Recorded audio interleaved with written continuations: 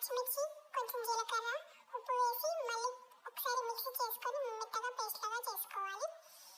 ఇప్పుడు ఆ పేస్ట్లో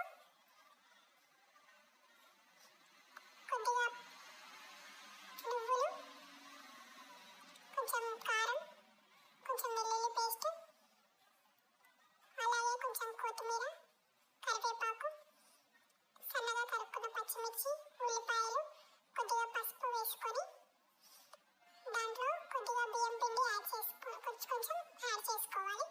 దాంట్లో చివరిగా కొన్ని పల్లీలు వేసుకొని మంచిగా మిక్స్ చేసుకోవాలి. ఇప్పుడు పిండిని మంచిగా కలుపుకొని ముద్దలాగా తయారు చేసుకోవాలి. ఇప్పుడు ఆ తయారు చేసుకున్న మిశ్రమంలో ఒక పాత్ర తీసుకొని పాత్రలో కొద్దిగా నూనె వేసుకొని మంచిగా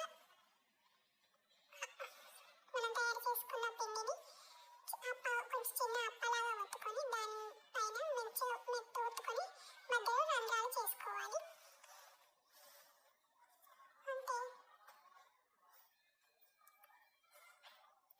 సన్నని మంట పైన కాల్చుకోవాలి. ఎంతో టేస్టీ అయిన సర్వపిండి రెడీ అవుతుంది.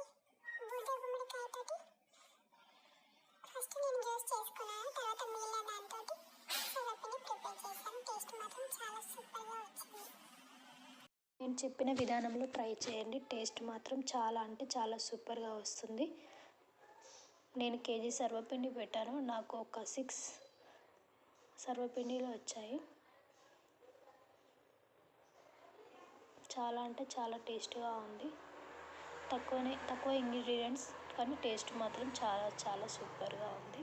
ఎవరికైనా కావాలంటే బూడిద గుమ్మడికాయతోటి ట్రై చేయండి. ఎప్పుడు సొరకాయ, ఉల్లిపాయలే వేసి చేస్తారు కదా సర్వపిండి, అలా కాకుండా ఒకసారి బూడిద గుమ్మడికాయ పేస్ట్ వేసి ట్రై చేయండి. చూడడానికి, తినడానికి అన్ని రకాలుగా హెల్త్ బెనిఫిట్స్ ఉన్న బూడిద గుమ్మడికాయ అందరూ తప్పకుండా ట్రై చేస్తారని నేను అనుకుంటున్నాను. మన వీడియో కనుక నచ్చినట్లయితే లైక్ అండ్ షేర్, సబ్స్క్రైబ్ చేయండి. మరిన్ని వీడియోస్ కోసం మన ఛానల్ని చూస్తూ ఉండండి. Please like, share and subscribe.